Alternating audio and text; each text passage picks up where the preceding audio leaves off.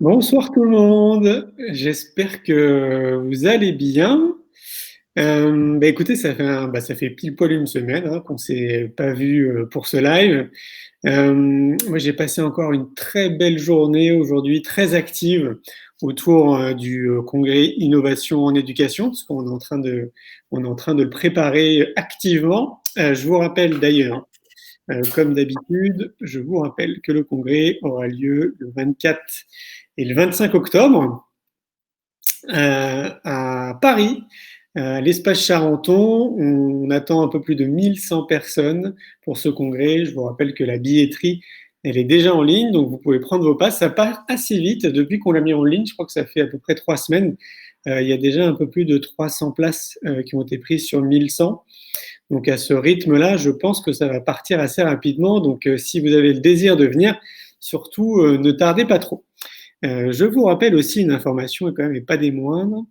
Si entre-temps, d'ailleurs, vous pouviez me préciser que vous m'entendez bien, que le son est bon et que l'image est bonne, ça m'arrangerait.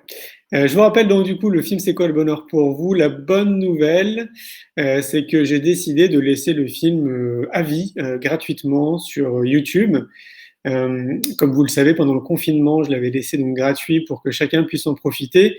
Là, on est quasiment bientôt là, à 800 000 personnes qui ont vu le film gratuitement pendant la période de confinement. Et donc, comme j'ai vu que ça faisait beaucoup de bien à beaucoup de personnes et qu'il était encore d'actualité et surtout qu'il donnait envie justement de le partager et qu'il était source d'inspiration et de déclic, et ben, je me suis dit que ce serait mon cadeau pour l'humanité. Donc, du coup, ce film est en accès gratuit sur YouTube. Donc, il suffit de taper C'est quoi le bonheur pour vous? Et puis, donc, dernièrement, c'est donc L'école de la vie, une génération pour tout changer, qui est la suite du film C'est quoi le bonheur pour vous, que vous pouvez trouver en achat sur le site éducationalternative.fr. Voilà, si vous pouvez me faire un petit message juste pour me dire que tout est bon au niveau du son et de l'image, ça serait chouette. Ah, son impeccable, merci beaucoup Claudie. Eh bien écoutez, je vais vous faire apparaître par une petite baguette magique notre ami Alexandre. Il faut que j'enlève le mute, voilà. Et Alexandre va arriver dans 3 secondes. Si tout va bien. Voilà. Salut Alexandre. Salut Julien, heureux Comment d'être avec toi vas-tu? ce soir. Ouais, bah moi aussi, oui. Tu vas bien? Ouais, écoute, ça va bien, ça va bien. Bonne humeur ici, la famille va bien. Parfait. Eh ben écoute, comme d'habitude, je vais te laisser te présenter. Alors, je peux peut-être rappeler aux personnes qui nous écoutent et qui nous regardent comment on se connaît. Ça fait un petit moment qu'on se connaît. En fait, la première rencontre, ça a été pour le film C'est quoi le bonheur pour vous, où je t'ai interviewé dans tes locaux à la Fabrique Spinoza. Et puis après, on a gardé le contact. Tu as intervenu d'ailleurs récemment au Festival pour l'école de la vie. Et puis, en fait, on se suit, on se file des coups de main aussi dans nos communications respectives. Et voilà, je trouvais intéressant de discuter avec toi parce que je trouve que tu es quelqu'un d'inspirant dans ton parcours, dans ce que tu fais. Et je trouve que on ne le sait pas assez. Tu sais, moi, j'ai le sentiment que les médias s'emparent pas assez des sujets positifs. Et toi, tu fais partie des personnes positives et qui se bougent depuis de nombreuses années. Donc, je trouve ça chouette qu'il y ait un maximum de personnes qui puissent avoir accès à cette information et qui puissent te connaître. Donc, du coup, je vais te laisser te présenter. Merci Julien, c'est très sympathique comme accueil. Euh, donc je m'appelle Alexandre, j'ai créé la Fabrique Spinoza il y a 9 ans maintenant. J'ai 43 ans, je suis amoureux, papa d'un enfant de 2 ans. La vie est belle, on est en bonne santé et l'ambition de la Fabrique Spinoza, c'est de placer le bonheur au cœur de la société. On a fait le constat que eh bien, notre société avait besoin d'espoir, de guide, de cap. Et à l'époque, en 2011, c'était déjà quelque chose d'important de mettre ce sujet en valeur. On pense que le bonheur est un sujet à la fois vertueux et inspirant. Vertueux parce que lorsqu'on se sent bien, on travaille mieux, on apprend mieux. Et puis inspirant parce qu'il peut donner une direction sur où aller et une manière de regarder le monde. Et pour toutes ces raisons, eh bien, la Fabrique Spinoza il y a une recherche à placer le bonheur au cœur des consciences via un observatoire qui réalise des études, au cœur des organisations via une branche conseil et formation, et au cœur des territoires via un réseau de bénévoles qui s'appelle les Passeurs du Bonheur. Voilà ce que l'on fait. Ça représente combien de personnes maintenant, la Fabrique Spinoza? Alors, je suis très heureux de pouvoir enfin mettre un nombre, parce que c'était compliqué à expliquer. Maintenant, on peut dire qu'on est 527, 500 bénévoles sur les territoires, 20 consultants et formateurs affiliés à la branche Action Spinoza, et 7 personnes environ au sein de l'Observatoire Spinoza. Waouh, c'est magique, hein. Et tous sont très actifs, j'imagine? Tous sont très actifs. Ça, c'est une question complexe. Disons que pour faire partie de la communauté des passeurs du bonheur, on commence par un intérêt, par une sensibilité, puis un jour, on organise un apéritif pour parler du bonheur, et puis le lendemain, une projection débat, et puis 6 mois plus tard, les ateliers du bonheur à l'école ou la fête de la santé et des projets de plus en plus ambitieux. Donc, je vois plutôt ça comme une drogue sans effet secondaire de s'intéresser à la question du bonheur. Est-ce que tu peux nous en dire plus sur justement les ateliers du bonheur à l'école? Ça consiste en quoi? Oui, bien sûr. Alors, pour ceux qui nous écoutent, il y a un petit décalage sur l'image, que peut-être vous le ressentez aussi. Donc, peut-être que vous pensez que je suis québécois et que j'interviens depuis l'étranger. Mais toujours est-il que les ateliers du bonheur à l'école, eh bien, c'est un rassemblement tous les 18 mois pour partager des innovations dans le champ de l'éducation, ayant pour objet de favoriser l'épanouissement à l'école et l'école au sens large, qui, à son tour, permet un meilleur apprentissage. Et ça se met en place de quelle façon? Ça se met en place à Paris. On a organisé une édition à Nice, dont l'objet en 2015 était de voir comment l'épanouissement à l'école pouvait être une source de prévention de la radicalisation pour les élèves. Et concrètement, ça s'appelle Atelier du bonheur à l'école parce qu'il y a d'une part des conférenciers et d'autre part des ateliers sur des enjeux tels que la psychologie positive, la coopération, la gratitude, l'évaluation, la barométrie. Et peut-être une chose qui me tient à cœur à partager, c'est que dans ces ateliers, on cherche à équilibrer deux piliers. Le premier, c'est la science et le deuxième, c'est l'expérience. Et la science, ça me semble vraiment important parce que dans les champs qui nous intéressent, Julien, toi et moi, eh bien, on parle d'éducation innovante, parfois alternative. Et dans ces domaines-là, c'est intéressant de savoir ce que la science a dit ou comment elle évalue les innovations. Et je pense d'une part qu'il faut être capable de mener des innovations. Et je pense que d'autre part, il faut prendre du recul pour savoir comment les évaluer. Et j'aime beaucoup, comme les gens qui nous écoutent en général, eh bien, citer Céline Alvarez, tout en rappelant que la grande tristesse par rapport à son approche, c'est qu'elle n'a pas souhaité ou pu se soumettre à une évaluation scientifique des protocoles qu'elle a mis en place pour enseigner autrement. Et ça empêche de convaincre la communauté éducative dans son ensemble, et ça nous laisse dans le champ de l'idéologie. Et pour moi, l'éducation est un champ qui est profondément politique, mais plus on arrivera à déterminer que l'expérience de la gratitude, que la pleine conscience, que les méthodes coopératives sont des meilleures manières d'apprendre, qui forment les citoyens de demain, plus on pourra le prouver académiquement, et moins on aura de résistance au sein de l'éducation nationale. Donc ça, c'est ma première conviction sur le côté évaluation scientifique. Et j'appelle à une grande alliance entre le monde académique et le monde de l'innovation pédagogique. Chercheurs, venez dans les classes, venez auprès des enseignants, examinez ce qu'ils font et bâtissez des protocoles pour tester ce qui marche, ou plutôt pour confirmer ce qui marche. L'idée, c'est pas d'avoir des policiers ou des brigadiers qui viennent examiner ce que vous faites, mais plutôt apporter du crédit aux innovations que vous imaginez et qui sont très probablement très effectives. Ça, c'est le côté évaluation scientifique. Et ma deuxième grande conviction par rapport aux ateliers du bonheur à l'école, eh bien, c'est qu'il faut de l'expérience. Donc, à la fois, les parents, les enseignants, les élèves qui viennent à cette occasion, eh bien, expérimentent des techniques. Et en même temps, je pense que c'est quelque chose à garder comme principe fondateur de l'éducation. Et je vais prendre un exemple dans celui de l'écologie. On se dit que apprendre le vivant, comprendre les espèces, comprendre comment fonctionnent les organismes, d'une part, et d'autre part, eh bien, devenir un citoyen qui préserve l'environnement demain, eh bien, ça demande d'avoir vécu quelque chose. Et là, ce sont les tripes qui parlent. Vous voyez que j'ai une plante verte ici, qui m'a fait beaucoup de vert dans le confinement. Hein. Je suis dans un environnement, un appartement parisien, et avoir réalisé à quel point le manque de nature eh bien, était difficile, je peux vous dire que je suis beaucoup plus écologiste aujourd'hui.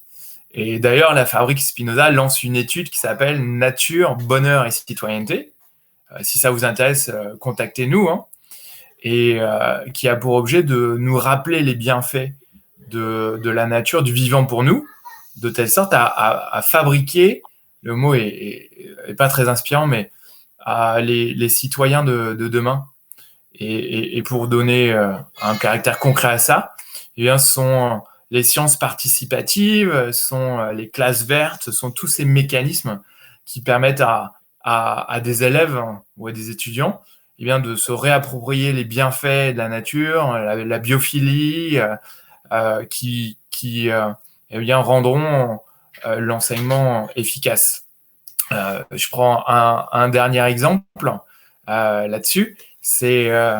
On sait que d'après des études de la London School of Economics, que les environnements les plus vertueux en termes d'émotion, eh bien, ce sont les environnements aquatiques. Ce sont ceux où les gens déclarent le sentiment de joie, de plénitude le plus important.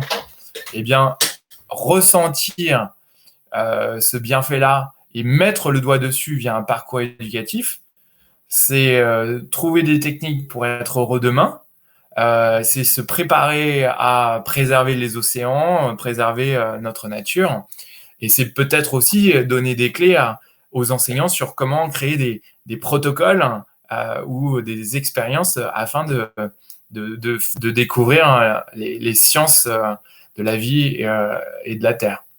Voilà. C'est clair. C'est clair. Mais tu vois, on parle souvent justement, parce qu'on a animé quand même des mêmes ambitions, on parle beaucoup des enfants. Et donc du coup, comme tu le disais, en fait, du bonheur à l'école. Mais quand on parle du bonheur à l'école, on pense peut-être aussi aux enseignants. Et quels seraient d'ailleurs les outils, tu vois, pour prendre soin des profs aussi? Bah, moi, ça me parle beaucoup ce que tu dis, Gélin, parce que en fait, on a conduit une expérimentation qui était très inspirante et très décevante à la fois il y a quelques années dans une cité périscolaire, enfin dans une cité scolaire périurbaine de Lyon, avec Cyril Lambert, avec Mélusine Harley, et on a bâti un baromètre en 90 questions, c'était un peu beaucoup, du bonheur des élèves à l'école. Il s'agissait de lycéens et ils étaient plusieurs centaines, 1200 en fait, 1200. Et on a embarqué la direction de l'établissement. On n'a pas associé les syndicats tout de suite. Et au moment de restituer les résultats, on a eu une levée de bouclier des enseignants qui disaient « et nous, et nous, et nous ». Moi, j'ai d'abord été surpris en disant « mais attendez, on est quand même en train de toucher l'utilité même de votre métier, qui est de faire en sorte que les élèves apprennent et aillent bien. Et donc, vous devriez nos alliés dans cette démarche. » Et en fait, ils nous ont répondu « mais vous vous rendez pas compte, on a besoin qu'on prenne soin de nous aussi. » Et depuis, on a repensé la chose en se disant que l'enjeu, c'est de bâtir des baromètres de la communauté éducative avec des questions qui concernent les enseignants, les élèves, mais aussi, pourquoi pas, les parents. Et c'est via ce matériau-là qui donne des éléments subjectifs et concrets, hein, sont les deux, subjectifs sur les ressentis et concrets, que l'on peut ensuite imaginer des actions pour que les enseignants se sentent mieux, pour que les élèves, eux aussi, aillent mieux et que les parents trouvent leur place. C'est en fait un magnifique matériau pour imaginer l'école de demain. Et quand je dis ça, je suis très attentif à mon langage. Je ne suis pas en train de dire que les choses vont pas bien. Je suis en train de dire qu'il y a des choses magnifiques. Il y a des endroits où les enfants se sentent très bien et où les professeurs font exactement ce qu'il faut. Et il y a aussi des endroits où, en fait, il faut apporter des matériaux pour aider les acteurs du système éducatif. Et je terminerai en disant que ces outils-là, donc ce qu'on appelle nous baromètres du bonheur à l'école, on peut les bâtir justement de manière scientifique ou, pour être plus exact, inspirée de la science, en allant chercher des questions des tests PISA, des questions de l'OCDE, des questions du World Value Survey, des questions issues de la psychologie positive, et parcourir les grandes questions de la relation au prof, de la convivialité dans la classe, de la sécurité, des approches pédagogiques, du corps, etc. Donc, on a les éléments, mais ça me paraîtrait une tellement bonne idée de se dire qu'on prend une demi-heure dans la vie d'un élève et pareil d'un enseignant pour remplir ce questionnaire, puis le dépouiller et ensuite avoir de la joie à découvrir ce qu'on pourrait faire d'encore mieux. C'est clair. Ouais. Et comment on pourrait faire pour t'aider pour aller dans ce sens-là? Julien, je pense à quelque chose. Excuse-moi, je t'interromps alors que tu allais rebondir, mais je me dis, je me mets dans les chaussures des enseignants qui nous regardent, qui pourraient se dire, ouais, c'est bien sympa cette idée, le bonheur à l'école, mais il faudrait peut-être commencer par nos rémunérations. Et je pense que on a malheureusement des rémunérations qui sont totalement, beaucoup trop faibles en comparaison de l'utilité des métiers. Est-ce que la crise du coronavirus, parmi les quelques bonnes choses qu'elle nous apprend, eh bien, c'est de replacer, de recréer une hiérarchie saine des métiers en termes d'utilité. Et je pense que la quasi-totalité des métiers est utile. Fabriquer un yaourt, défendre son pays, développer des sites web sont des choses importantes, utiles. On a besoin de manger des yaourts, d'être défendu et d'avoir des sites web. Et pour autant, il y a des métiers comme enseigner à nos enfants, soigner nos personnes âgées, qui sont encore plus essentiels. Et la proposition de la Fabrique Spinoza, c'est de créer une convention citoyenne ou une conférence citoyenne qui, de manière collégiale, établisse une échelle d'essentialité des métiers. Donc, tous les métiers sont importants, mais quels sont ceux qui sont encore plus importants? Et en conséquence, qui établissent des rémunérations souhaitables. Et je pense qu'une échelle comme ça, qui serait certes un vœu pieux, serait comme une manière de coucher sur du papier un inconscient collectif sur comment nous voyons les métiers et qui seraient des bons guides ensuite pour nos gouvernants, pour les entreprises, afin d'ajuster les rémunérations à la hausse ou à la baisse. Et voilà. Ouais, c'est une bonne idée. Ouais, c'est une très très bonne idée. Ouais. Est-ce que d'ailleurs tu es en contact avec le ministère de l'Éducation nationale ou d'autres instituts comme ça qui pourraient, à leur échelle, faire avancer peut-être les choses de manière un peu plus rapide? Oui. C'est-à-dire que plus on vise en fait, on arrive en tant que think tank à toucher l'échelon politique, mais j'ai la conviction que la plupart des choses... Julien, tu m'entends? Oui, très bien. Tu m'entends toujours? J'ai l'impression qu'il y a un décalage. Oui, je t'entends très bien. D'accord. Oui, donc toucher l'échelon politique, c'est possible, mais j'ai l'impression que l'enjeu pour transformer notre système éducatif vers plus d'épanouissement et d'apprentissage à l'école, c'est plutôt d'embarquer l'ensemble des professionnels de l'éducation. Et je pense qu'aujourd'hui, le ministère ne sait pas comment faire. C'est pas dans son ADN de conduire des transformations qui soient ascendantes, bottom-up, comme on dit en anglais. Et je pense que aujourd'hui, l'action que tu conduis, Julien, et la Fabrique Spinoza aussi, c'est important parce qu'on s'adresse aux individus, aux gens, et que eux sont en capacité aussi de transformer le système. Je vais prendre des exemples. Moi, je pense que les responsables d'établissement ont tout intérêt à essayer de créer au maximum, et malgré les contraintes horaires, des sessions de co-développement et de partage de pratiques entre les enseignants. Les écoles qui arrivent à mettre ça en place, à nouveau par-delà les contraintes horaires réglementaires, eh bien, se portent mieux. Et c'est là où le monde de l'entreprise classique eh bien, peut inspirer le monde de l'éducation, et inversement. Pour ceux qui nous regardent, je pense qu'il y en a un certain nombre qui sont sensibles ou sensibilisés plutôt aux questions d'entreprise libérée. Et le livre de Frédéric Laloux, Reinventing Organizations. Alors, c'est pas parce que je suis snob que je le dis en anglais, c'est que son titre de livre français est en anglais.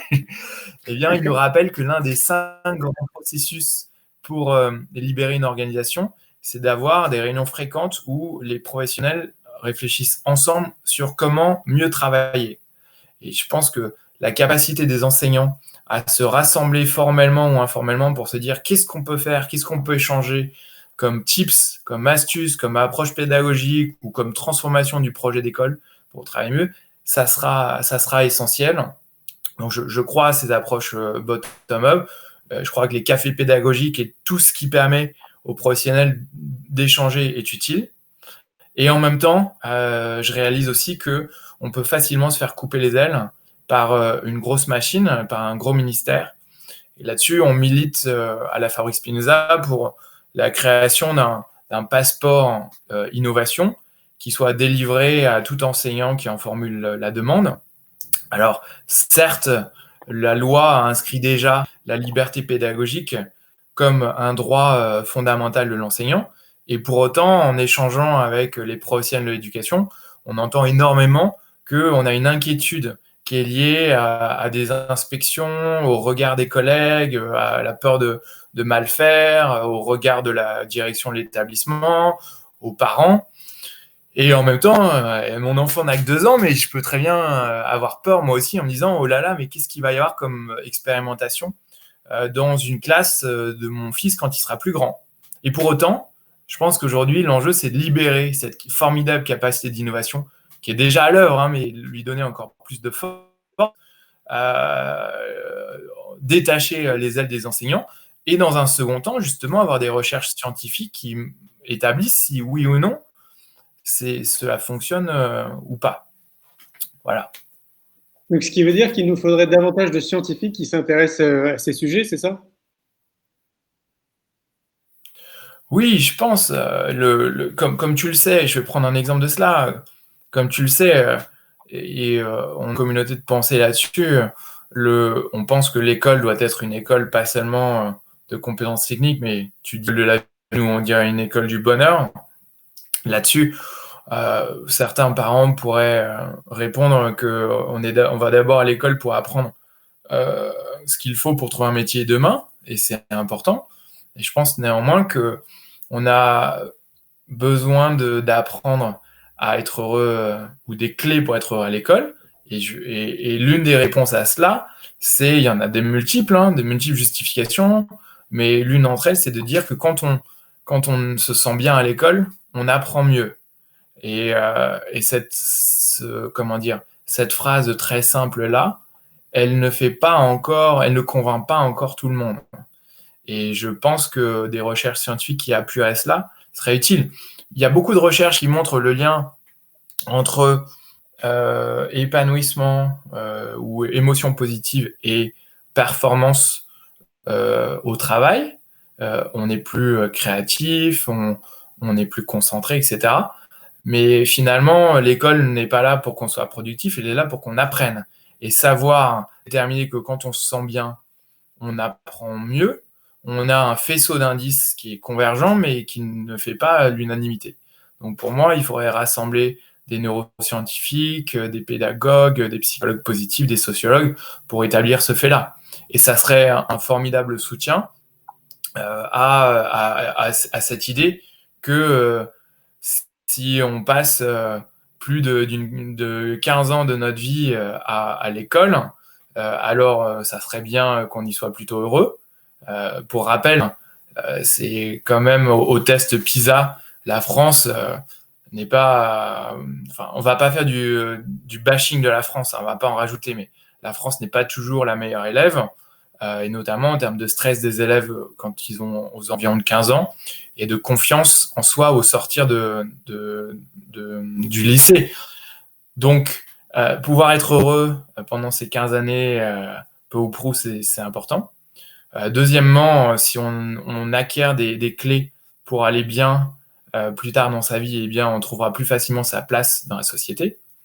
Et enfin, si on a été heureux, il y a des probabilités pour qu'on ait découvert aussi pas seulement ses compétences, mais ses forces, c'est-à-dire des choses que l'on fait bien et avec plaisir, et que donc demain, on sera un formidable élément de contribution à notre projet collectif de société.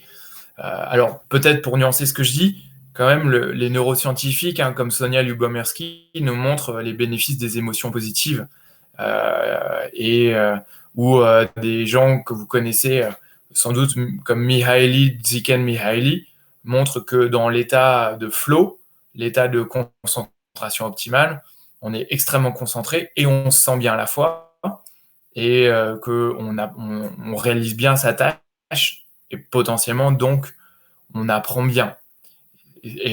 Pardon, je fais plein de digressions, mais ce qui m'amène à dire que des éléments scientifiques comme cela, s'ils étaient vraiment établis et ensuite vraiment partagés, eh bien, on pourra en faire des objectifs au sein de l'école.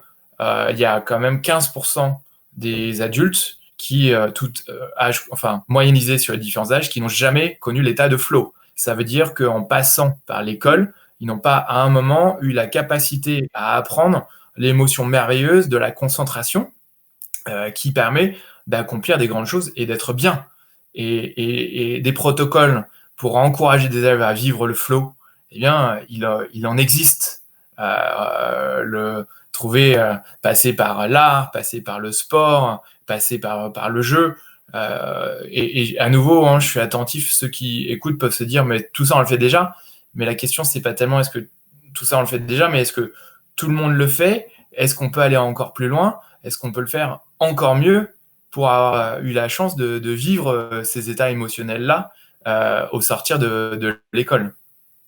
C'est clair. Mais là, on parle des enseignants, on parle des enfants et on ne parle pas des parents. Et moi, je pense qu'il faut vraiment englober tout le monde, en fait. Tu vois, si on veut tendre justement vers l'école du bonheur, il faut, à mon sens, qui est littéralement comme une école, en fait, des parents, quoi. Qu'est-ce que tu as à dire, toi, autour des parents? Bah, moi, je pense que tous ceux qui ont été confinés avec un enfant et qui ont fait l'école à la maison vont peut-être être très peu réceptifs à cette idée. Okay, Peut-être qu'ils ont juste envie de revoir voir l'école reprendre et puis surtout refiler leur bambin à des professionnels. Et je pense que les deux choses sont vraies. Enfin, moi, j'avoue que j'étais très heureux de voir la crèche réouvrir et d'être parmi les 50% de parents dont l'enfant était accueilli à 1 semaine ou 2 semaines. Donc, pour autant, au-delà de la blague, oui, ça me paraît essentiel. Alors, comment faire? On a bâti des réflexions à la Fabrique Spinoza sous la forme on appelle ça des Eurécafés. C'est des petits protocoles où une dizaine de personnes réfléchissent pour trouver un Eureka, rassemblés autour d'un café sur un sujet. Et on a choisi comme sujet, il faut tout un village pour élever un enfant, qui est un très beau proverbe que tu connais, c'est un proverbe africain. Et en fait, de ces réflexions, ce qui a émergé, c'est que on met une pression démesurée sur nos enseignants finalement. Tout l'apprentissage d'une vie ou d'une jeune vie ne peut pas être entre les mains de quelques professionnels de l'éducation. Et bien sûr que les parents sont un bloc essentiel, hein, sont un maillon essentiel de cet apprentissage. Enfin, plus que ça, hein, on est le cœur vibrant de nos familles. Mais je pense que plus largement, il faut se dire qu'on associe des acteurs de l'éducation. On parle d'éducation populaire parfois. La Fabrique Spinoza fait partie d'un collectif qui s'appelle le Labo de la Fraternité, un très beau collectif avec Unicité, Kawa, Coexister, Fraternité Générale, toutes ces belles associations, le Pacte Civique, la Cloche, et on a le 16 mai, journée nationale de la fraternité, on a proposé qu'il y ait des mécanismes étendus pour faire intervenir les acteurs de l'éducation populaire à l'école. Je vais prendre un exemple. Tout à l'heure, hein, je parlais d'être en contact avec le vivant. Bon, quand on est enseignant, en particulier à Paris, je pense, enfin, il y a des pigeons, c'est chouette, hein. Mais si on peut avoir un soutien d'associations ou d'acteurs de l'écologie pour faire venir le vivant dans la classe, c'est utile. Quand on est une association comme Coexister et qu'on veut sensibiliser au dialogue interconfessionnel, à l'éducation à la laïcité, eh bien, on est pleinement équipé pour le faire. On a des protocoles à disposition des enseignants pour découvrir cela. Si on veut faire découvrir le dialogue démocratique à des élèves, des collégiens ou des lycéens, eh bien, vous avez des associations comme Démocratie Ouverte, etc., qui peuvent aider. Et donc, pour moi, l'enjeu dans Il va un village pour élever un enfant, c'est poser comme principe fondamental que l'école a besoin d'être ouverte, alors avec vigilance, hein, on ne laisse pas rentrer n'importe qui dans l'école, c'est un peu le principe de la réserve citoyenne, mais que l'enseignant a besoin de s'appuyer sur ces acteurs terrain expérientiels sur ces différents sujets. Et je pense que l'école sera mieux lotie si on s'y met tous. Et pour reboucler sur ta question, tu me tendais une perche, Julien, parce que tu sais que je suis admiratif de l'UPP, l'Université populaire des parents, dont une de nos bénévoles fait partie, Christine Barès. C'est une université qui a un réseau dans toute la France. J'ai un peu oublié, mais je crois qu'il y a une trentaine d'antennes qui permettent aux parents de se retrouver et toujours pareil, hein, de réfléchir ensemble à des enjeux autour de leurs enfants. Comment concilier réussite et épanouissement, voilà, toutes ces questions que l'on se pose. Et enfin, je pense que l'éducation est devenue un sujet tellement important et en même temps pesant pour les gens. Quand je vois la pression que l'on se met, notre génération, en comparaison de celle de nos parents ou de nos grands-parents, on se dit que si on a cette pression sur les épaules, alors on a intérêt à se serrer les coudes et à être aidé par d'autres parents, par des associations, en plus de nos bien-aimés enseignants. C'est clair. Ah oui, oui, je suis d'accord avec toi. Et d'un autre côté, moi, je trouve que tu sais, je suis quelqu'un plutôt d'optimiste et de positif. Et d'un autre côté, j'ai vraiment l'impression que les choses avancent dans le bon sens. C'est comme si tout s'orientait, tu vois, dans cette direction. Mais qu'effectivement, il faut être extrêmement patient parce que c'est quand même long à se mettre en place, encore plus au sein du ministère, forcément, au sein de l'éducation nationale, parce que c'est une grosse machine. Et donc, moi, je le mesure sur le Festival pour l'école de la vie, je le mesure au congrès aussi Innovation en éducation, avec toutes les personnes avec qui je peux interagir. Et je sens en fait que, tu vois, c'est pas comme si on avait pris une fausse direction ou que si on faisait marche arrière. En fait, tout tourne autour de ça, de l'épanouissement de l'enfant, de l'épanouissement de l'enseignant, et aussi accompagner les parents en fait dans leur rôle. Donc moi, j'ai envie d'y croire. En fait, j'ai envie de me dire que, tu vois, si d'ici 15 ans on refait une interview ensemble, je pense qu'il y aura plein de choses ultra positives qui seront déjà mises en place, quoi. Alors, moi, moi aussi, hein, moi aussi. Je veux pas donner le sentiment que les choses vont pas dans le bon sens. Je pense qu'on avance progressivement, que des thèmes comme l'épanouissement à l'école qui semblaient punk il y a quelques années sont aujourd'hui entendables sans être hippie. Enfin, punk et hippie, c'est pas la même référence, mais on se comprend.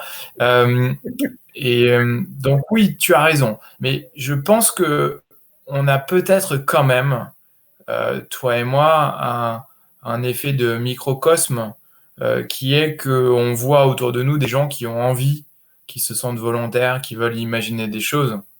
Et tu vois, par exemple, sur toutes les initiatives alternatives, moi, j'ai un regard qui est ambivalent. C'est d'une part, d'un côté, je me dis, c'est merveilleux, c'est un formidable laboratoire d'expérimentation de pratiques éducatives. Les écoles Freinet, Montessori, celles démocratiques, dynamiques qui se créent, toutes ces tentatives-là. Pour rappel, il y a quand même une croissance de 30% d'année en année du nombre d'écoles alternatives créées. Donc alternatives, je veux dire par là qui sont, enfin je me réfère à celles qui sont ni publiques ni privées sous contrat, mais privées hors contrat. Donc c'est extraordinaire comme envolée d'innovation. Et en même temps, moi je me dis, est-ce qu'on n'est pas en train de vider l'école publique vers l'école privée sous contrat et l'école privée sous contrat vers l'école privée hors contrat? Auquel cas, on crée un système doublement alternatif et on casse notre mixité sociale, on décourage les enseignants qui restent dans le système. Et je crois que, je devrais le savoir, mais je ne sais plus si c'est à Norvège ou un autre pays scandinave, dans lequel il n'y a que des écoles publiques. C'est quand même assez intéressant. Il n'y a pas de statut d'école privée. Donc, soyons attentifs à l'effet projecteur, je ne sais plus comment il s'appelle, mais on voit là où on balaye sa lampe torche. Une deuxième, je crois que l'enjeu, c'est vraiment de faire se transformer l'éducation en républicaine. Un deuxième point de vigilance, c'est que les écoles alternatives ou les projets éducatifs alternatifs peuvent ne pas avoir une grande stabilité. Vous avez une équipe extrêmement motivée, engagée, qui arrive et qui crée un nouveau projet. Vous y mettez votre enfant et puis vous apercevez au bout d'un an ou 2 ans ou 3 ans qu'en fait, ces gens qui ont créé l'école passent à autre chose. Il y a des nouveaux enseignants qui vont arriver et qui peut-être ne vont pas respecter le projet de départ. Les bienfaits de l'éducation nationale républicaine, c'est quand même d'avoir une stabilité institutionnelle. Et je pense que les écoles alternatives, vraiment, je pense que c'est important pour inventer l'éducation de demain, pour libérer l'innovation, mais on doit avoir un regard mesuré et nuancé sur leur impact et l'impact global sur le système. Tu vois? Ah oui, tu prêches un convaincu, hein. Créer des écoles alternatives, c'est pas du tout la solution à mes yeux. En fait, c'est vraiment au sein de l'éducation nationale que ça doit avancer beaucoup plus rapidement. Et ce que je sous-entendais, c'est que de mon prisme et des gens que je rencontre, je sais que ça bouge aussi au sein de l'éducation nationale. Et donc, c'est ça, en fait, si tu veux aussi, moi, qui m'encourage. C'est pas tant les initiatives externes et alternatives, parce que elles se comptent probablement par milliers et il y a de très bons professionnels hors école alternative. Je parle de professionnels qui ont créé des outils pour accompagner les parents, les enfants, les enseignants. Il y a vraiment des personnes qui, enfin, j'allais dire, qui tiennent la route, hein, avec des scientifiques qui ont validé leurs travaux.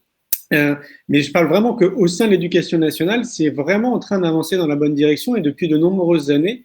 Sauf que de ce que je constate et des discussions que je peux avoir, bah, ça prend beaucoup de temps pour que ça soit mesurable et visible en fait par tout le monde, parfois même par les enseignants.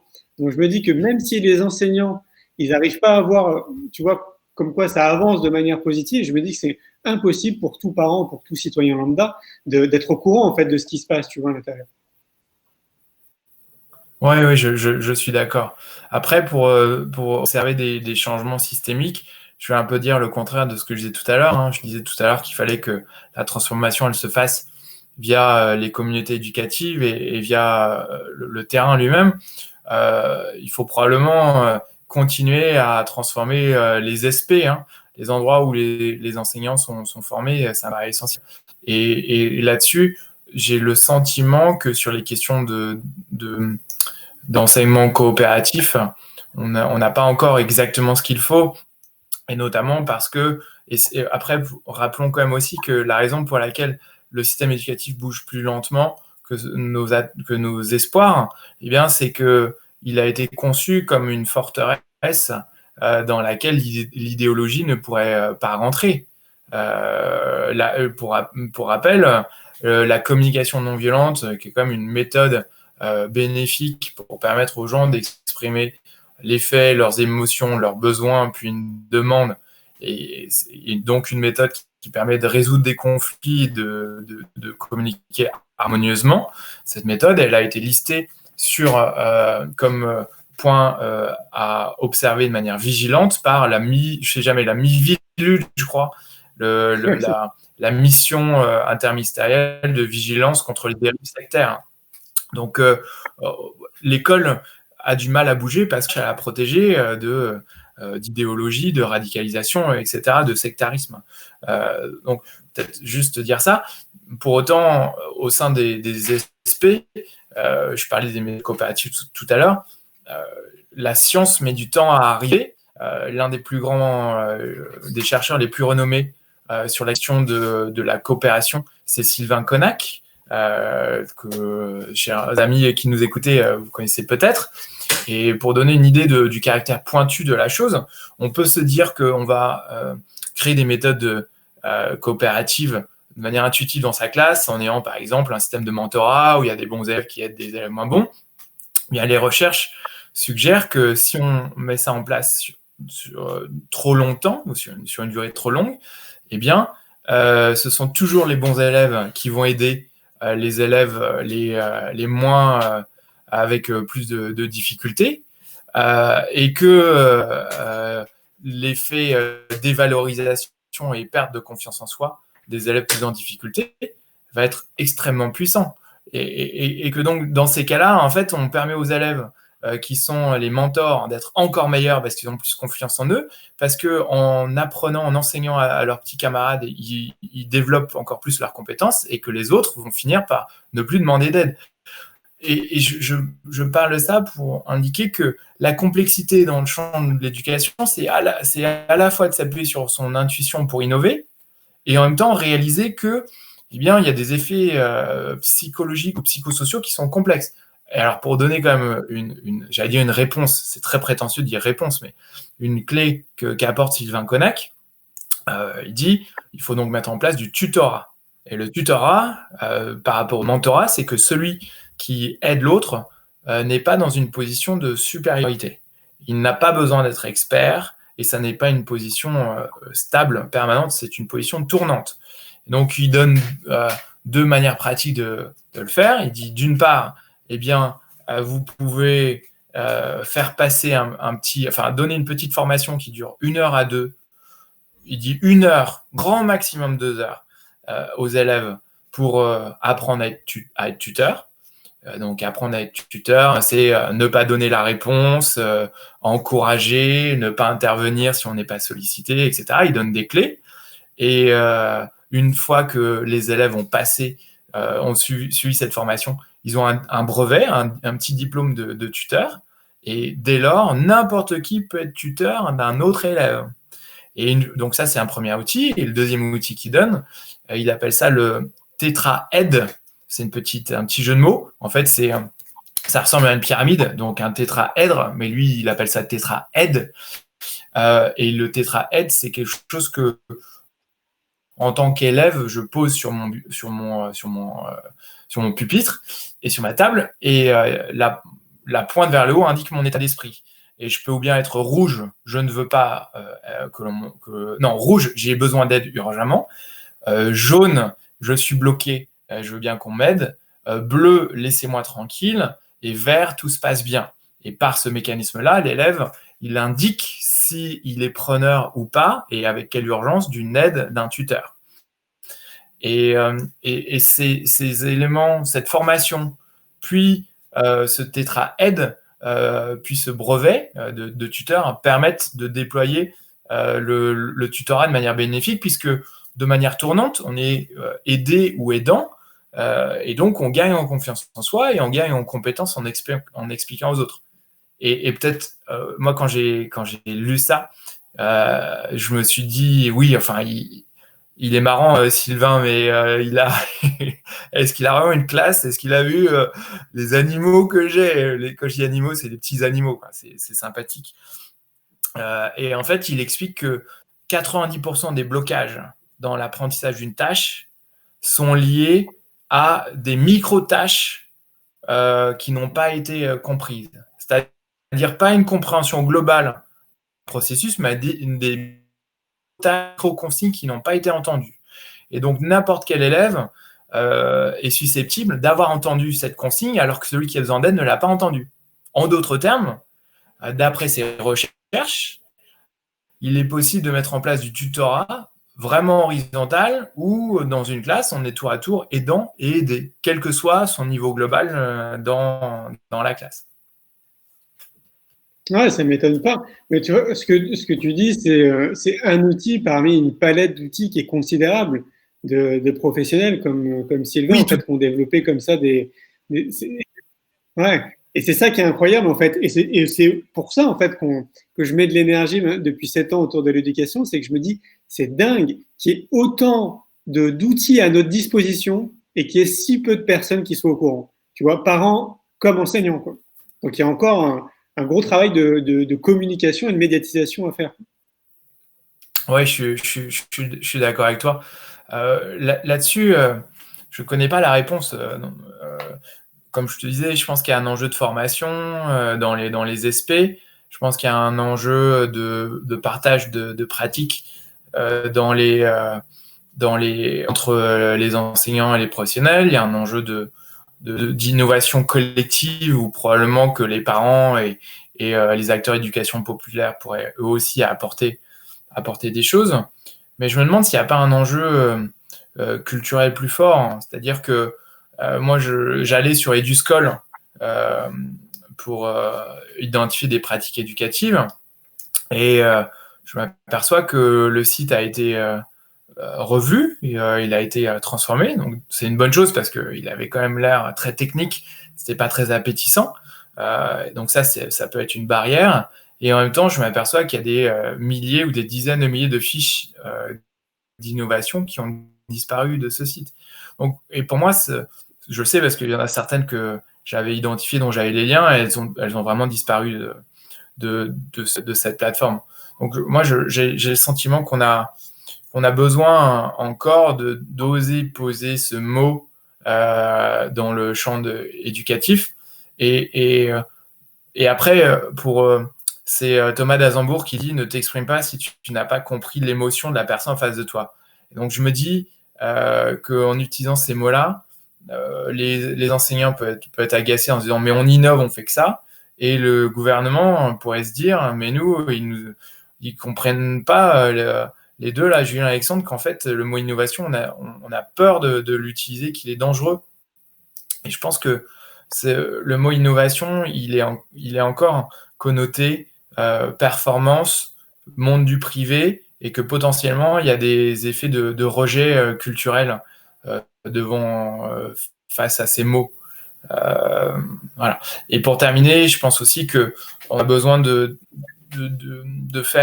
diffuser les principes de conduite du changement au sein du ministère. J'avais rencontré, je ne vais pas donner son nom, homme ou femme, un ou une ancienne ministre de l'Éducation nationale,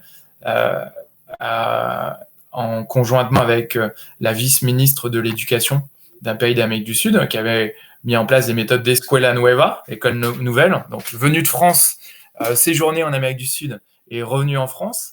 Et ce ministre nous a répondu « C'est très intéressant, on va faire une vidéo et on va le mettre sur le site du ministère ».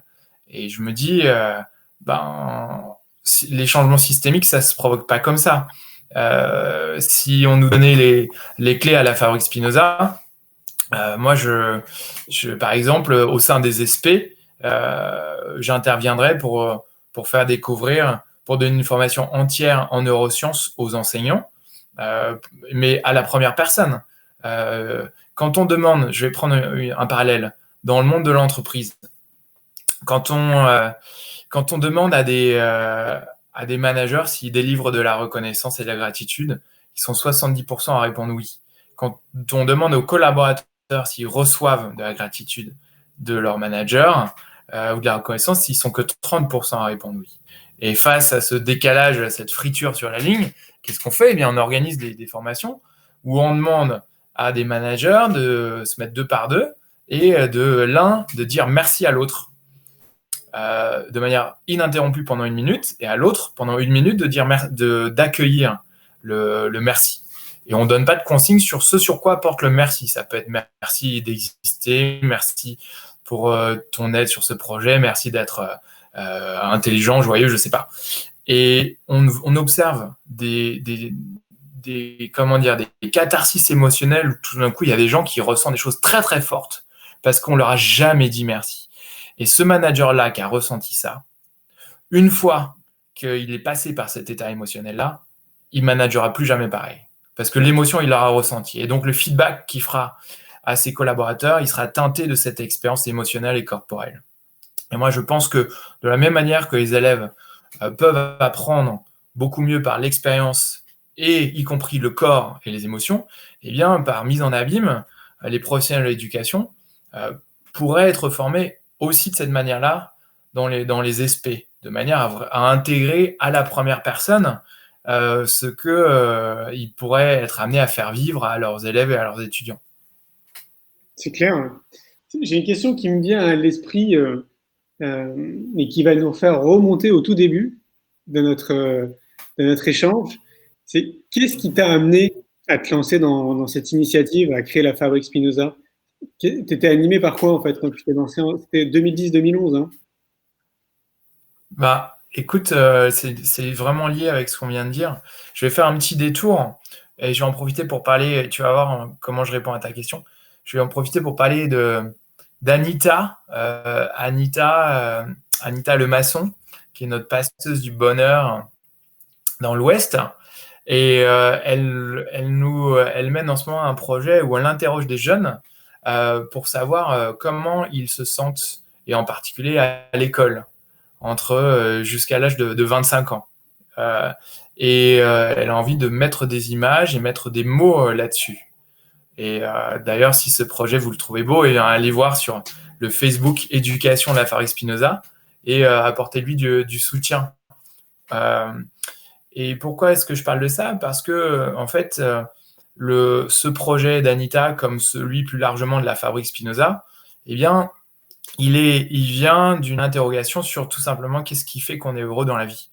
Et moi, j'ai la chance de m'être posé la question de manière en venant d'un bon endroit, puisque j'étais heureux. Je me demandais, mais qu'est-ce qui fait que j'ai cette chance d'être heureux comme ça?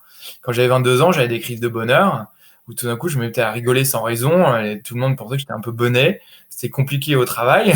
Et en même temps, coup de chance, quoi. J'avais la bipolarité, mais seulement la partie haute de la bipolarité.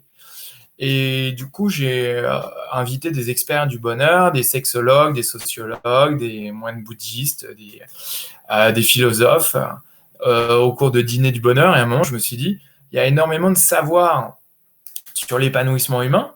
Et ce savoir-là, il faut qu'il trouve son chemin dans la société.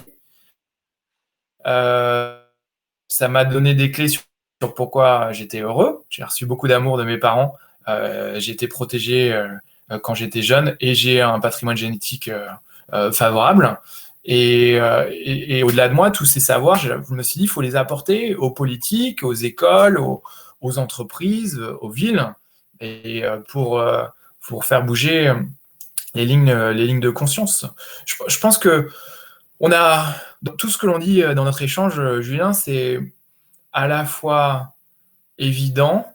Je pense qu'il y a plein de gens qui disent bah oui, c'est sûr. Et en même temps, cette connaissance-là, cette neuroscience, cette psychologie positive, etc., il faut la faire arriver à l'école. Je sais qu'il y a Safia qui nous rejoindra pour les 5 dernières minutes pour parler des compétences psychosocio-émotionnelles. Mais on a besoin que l'école soit un endroit où on apprend ces fondamentaux qui font qu'on se connaît et donc qu'on peut aller bien et qu'on peut bien contribuer. Et sur ce sujet, peut-être que le point d'inconfort que j'ai, toujours je suis attentif à l'idée de liste au Père Noël, c'est que on a quand même la complexité qu'à l'école, on veut tout apprendre. On va apprendre tout ce qu'on apprend déjà aujourd'hui, l'apprendre encore mieux et apprendre d'autres choses en complément. Et j'ai fait une liste pour préparer notre échange, Julien, de choses qui me semblaient importantes à apprendre. Et à la fois, elles sont inspirantes, elles sont nécessaires, et en même temps, mais on va faire exploser les programmes. Je les lis quand même. L'école, c'est un endroit où on peut appeler la fraternité, où on peut apprendre ce que c'est que le sens. On peut apprendre à découvrir son corps. C'est un lieu où on peut découvrir ses propres fonctionnements neurologiques et cérébraux. C'est une école où on peut apprendre l'intériorité, le regard sur soi. On peut y apprendre ce que c'est que le vivant. On pourrait souhaiter d'y apprendre l'intelligence émotionnelle. On pourrait souhaiter y apprendre le goût de l'art. On pourrait apprendre l'empathie, la coopération, l'exercice de l'esprit critique, de la démocratie, l'engagement. On pourrait y apprendre aussi ce que c'est qu'être sans-abri et comment aider un sans-abri que l'on croise dans la rue, comme le fait la cloche. On pourrait apprendre comment lire les médias. On pourrait apprendre ce que c'est que la laïcité. Et quand je dis ça, ça fait partie des choses qui figurent dans un programme politique de la Fabrique Spinoza qui sera publié d'ici quelques semaines. Et en même temps, je me dis, mais waouh, ça nous fait une besace qui est sacrément lourde à porter. Hein. Comment est-ce qu'on va réussir à insérer tout ça dans l'école? Et j'ai pas la réponse vraiment. Je pense qu'il y a probablement un enjeu d'accepter de sortir des enseignements qui sont des enseignements très techniques, factuels de l'école et qui pourraient être découverts par soi-même en utilisant ses propres ressources pour y introduire des choses qui sont plus expérientielles et qui nous permettent d'apprendre. On parle d'apprendre la capacité à apprendre. Et l'important, en tout cas, je suis convaincu que l'école est un endroit où apprendre à apprendre et apprendre à se connaître sont des piliers qui nous permettent demain d'être heureux et donc de bien contribuer, ou au mieux en tout cas, à notre société. C'est clair, c'est magnifique. Merci beaucoup, Alexandre. Je vais prendre ça pour un message de fin parce que c'est très beau. Ouais, c'est gentil, et je l'ai un peu dit dans cet état d'esprit-là. Très très beau. Je vais inviter Safia du coup à nous rejoindre pour parler justement des compétences psychosociales parce que ça fait partie vraiment des choses aussi sur lesquelles on doit se concentrer. Je te remercie encore Alexandre d'avoir participé à cet échange, c'était chouette. Continue sur ta lancée, c'est super ce que tu fais et ça fait bouger les lignes. Donc voilà, merci du fond du cœur pour tout ce que tu fais. À très bientôt. À très bientôt, Julien. C'est pas ça. Sophia arrive. Sophia est là. Sophia. Elle est où? Elle est là. Hop. Désolé. Elle arrive dans 2 secondes. Bonsoir, ça va, Sophia? Oui, merci beaucoup pour ces échanges riches sur un sujet qui me tient à cœur. Je suis ravie de vous rejoindre. Et je vous ai préparé effectivement un texte de moins de 5 minutes sur l'importance de l'éducation positive et du développement des compétences psychosociales. Donc, sur la page Facebook Bonheur Éducation de la Fabrique Spinoza, dont Alexandre vous parlait tantôt, j'ai publié ce week-end un dessin de Yannick Vicente, que vous avez peut-être vu passer parce qu'il a atteint des records statistiques, qui raconte une histoire vraiment très simple que vous avez probablement vous-même déjà connue. On voit un papa qui va récupérer sa fille à l'école. Celle-ci a une dizaine d'années et elle est toute triste parce qu'elle a eu une mauvaise note en orthographe et que ses camarades se sont moqués d'elle. Et ce à quoi le papa répond, je préfère tes fautes d'orthographe à leurs fautes de cœur parce qu'elles se corrigent plus facilement. Et donc la question que je vous pose, c'est et si l'école enseignait à corriger les fautes de cœur? Donc Martin Seligman est un expert en psychologie positive dont vous avez probablement déjà un petit peu entendu parler. Et en fait, il fait beaucoup de conférences sur l'éducation positive et à chaque fois, il commence avec la même question. 2 questions que je vous transmets ce soir. La première, c'est en un mot ou 2, que voulons-nous le plus pour nos enfants? Et donc là, étrangement, il y a tous les parents qui répondent à peu près la même chose. Le bonheur, la santé, la gentillesse, l'équilibre. L'important, qu'ils soient heureux. Ensuite, deuxième question. En un mot ou 2, qu'est-ce que l'école enseigne? Et là, on a le droit au français, mathématiques, à l'histoire, les disciplines et la discipline, la conformité. L'important, c'est comment est-ce qu'on réussit dans un contexte professionnel. Et pourtant, on sait aujourd'hui que 65% des écoliers d'aujourd'hui pratiqueront demain un métier qui n'existe pas encore. Et donc, la question, c'est comment est-ce que dans un monde VUCA, c'est-à-dire construit sur la volatilité, l'incertitude, la complexité et l'ambiguïté.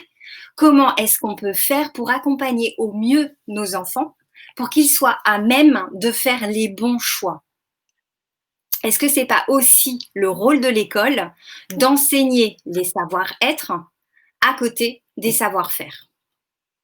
Donc, imaginons ensemble que serait cette école de la vie si, à côté des compétences académiques, qu'il ne s'agit donc évidemment pas de nier, on pouvait aussi développer les compétences essentielles à l'épanouissement dont on sait aujourd'hui les identifier, les transmettre et les développer. Donc, Martin Seligman définit l'éducation positive comme l'éducation à la fois des compétences traditionnelles et des compétences du bonheur. Il s'agit donc de développer les compétences psychosociales, c'est-à-dire les compétences émotionnelles et sociales indispensables à l'épanouissement d'un individu.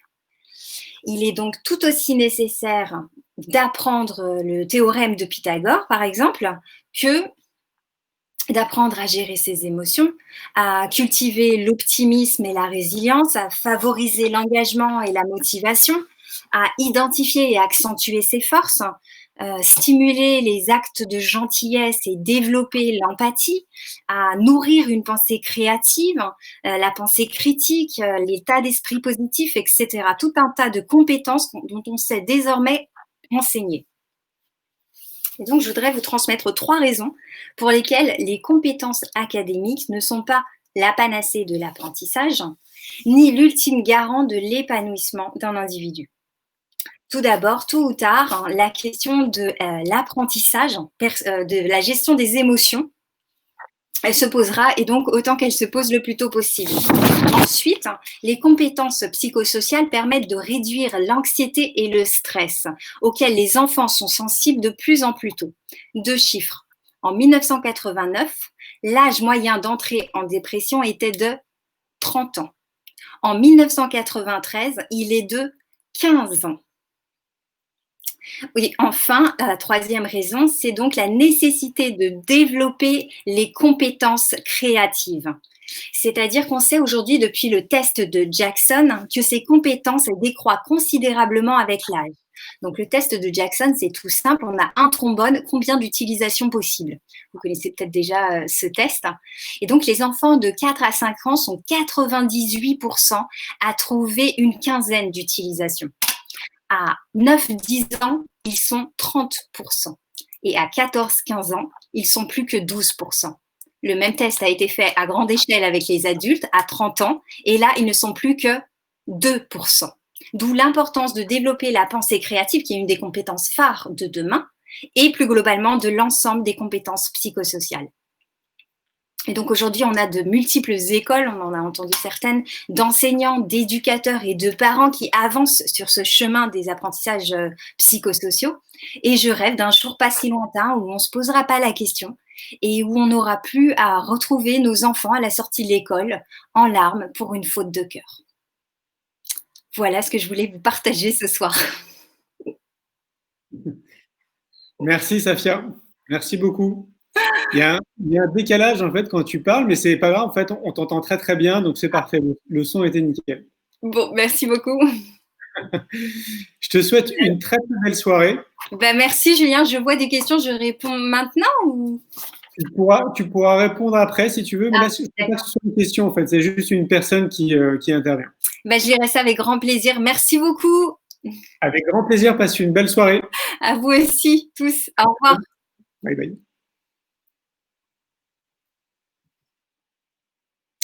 Et voilà, oui, il y avait un petit décalage de son et d'image, mais je me laisse imaginer que vous écoutez plus que ce que vous regardez. En tout cas, moi, si j'étais à votre place, je pense que j'écouterais plus que je regarderais la vidéo. J'espère que vous avez passé un bon moment avec nous. Vous avez vu, c'est vraiment encore 2 personnes vraiment hyper intéressantes et qui sont encore méconnues, je trouve, du grand public parce que, comme je le disais au tout début, de ce que je vis maintenant depuis 17 ans que j'ai créé mon activité, c'est que je rencontre des milliers de personnes comme Alexandre Jost ou comme Safia, qui se mobilisent elles aussi depuis de nombreuses années pour essayer de faire avancer les choses de manière positive, autrement dit pour apporter une pierre positive sur notre petite planète. Et croyez-moi, on est vraiment nombreux et donc à mon sens, on est vraiment des millions répartis un peu partout dans le monde à avancer dans cette direction et je trouve ça tellement merveilleux et encourageant. J'aimerais tellement que vous soyez à ma place et que vous ayez mon prisme et mon regard de toutes ces personnes que je croise à travers mes voyages ou en France ou lors du festival pour l'école de la vie ou du congrès Innovation en Éducation. Et je suis sûr que vous seriez aussi optimiste et positif que moi. Alors effectivement, je rejoins Alexandre. Il se peut que je sois aussi moi-même dans mon propre microcosme. C'est vraiment quasiment sûr à 100%. Ceci dit, ce microcosme, il me plaît vraiment bien et j'ai l'impression qu'il grandit d'année en année et de jour en jour. Et donc, j'ai vraiment bon espoir moi, pour le futur, en tout cas pour le futur de notre humanité, parce qu'il y a vraiment de belles personnes avec beaucoup de compétences, de belles énergies, de grands réseaux. Et je crois qu'on est vraiment tous complémentaires dans ce qu'on fait. Donc, je me dis qu'à chaque fois, plus on sera nombreux et plus on fera avancer les choses. À l'image de cette petite goutte de colibri, comme dit si bien Pierre Rabhi, je pense qu'il n'y a pas vraiment une petite goutte, quoi. Si on additionne toutes ces petites gouttes d'eau de toutes ces personnes qui se mobilisent chacun avec leur énergie et leurs compétences, je pense qu'on peut vraiment changer les choses de manière vraiment drastique. Donc voilà, écoutez, je vous souhaite une très belle soirée. On se retrouve jeudi à 19h30, si je ne dis pas de bêtises, toujours sur la page du Festival pour l'école de la vie. Je serai en live avec Jacques de Coulon, qui est le co-créateur du RYE, donc RYE, qui propose du yoga au sein des écoles, qui a été agréé par le ministère de l'Éducation nationale depuis 1978, donc c'est quand même pas rien, et j'imagine que beaucoup d'entre vous ne le saviez même pas. Donc du coup, on discutera avec Jacques justement du yoga au sein de l'école et toutes les formations qui sont proposées pour les enseignants et pour les professionnels qui souhaitent apporter du yoga et de la méditation au sein des écoles. Voilà, je vous souhaite une très belle soirée, parlez de vous, parlez-en autour de vous, de tout ce qu'on fait, du congrès Innovation en Éducation, du festival pour l'école de la vie, du film C'est quoi le bonheur pour vous, de tout ce qu'on fait, parce que c'est aussi grâce à vous qu'on avance depuis 17 ans, parce que vous êtes de plus en plus nombreux. On avait fait des petits calculs il n'y a pas si longtemps, je crois qu'on avait dépassé la barre des 10 millions de personnes qui ont été impactées par ce qu'on fait, et on en est très fiers. Donc je me dis à chaque fois, s'il y a une personne pour qui ça a changé sa vie et généré un déclic positif, c'est gagné. Allez, à très bientôt. Passez une belle soirée. Bye bye.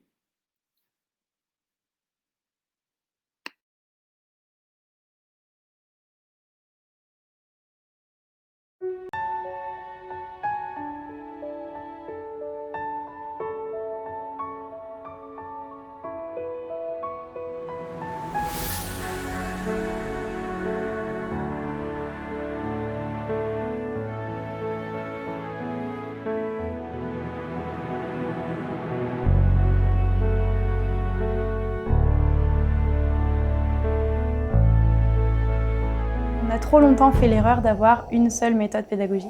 Et l'école ne peut avoir de sens que si elle est dans la vie et si elle est connectée à la vie. Il n'y a pas d'éducation sans amour. Il n'y a pas... Comment on peut enseigner à un enfant si on n'a pas le cœur ouvert ? Le métier celui qui dure le plus longtemps dans notre vie, c'est être parent. Je savais que j'allais devenir maman, mais je ne savais pas comment répondre aux besoins de mon enfant. Parce que parent, ça ne s'apprend pas, quoi. Il n'y a pas véritablement d'école des parents. C'est ça, c'est un bouleversement global de vie. La connaissance vient de l'expérience, tout le reste n'est que de l'information. Et on n'est pas là pour apporter des informations aux enfants, on est là pour leur donner des connaissances. Parce que le savoir, il est disponible tout autour de nous et l'important, c'est surtout d'apprendre à apprendre et savoir comment on apprend. Moi, ce que je voudrais, c'est que tout ce qui est bien dans les écoles alternatives soit dans toutes les écoles. L'éducation, c'est l'éducation à la formation des 5 sens. Si je sens, alors je suis vivant. Si je ressens les choses. Si je suis proche de mon cœur. Et l'école de la vie, ouais, je pense que c'est... En fait, c'est ce qu'il faudrait pour l'éducation du XXIe siècle.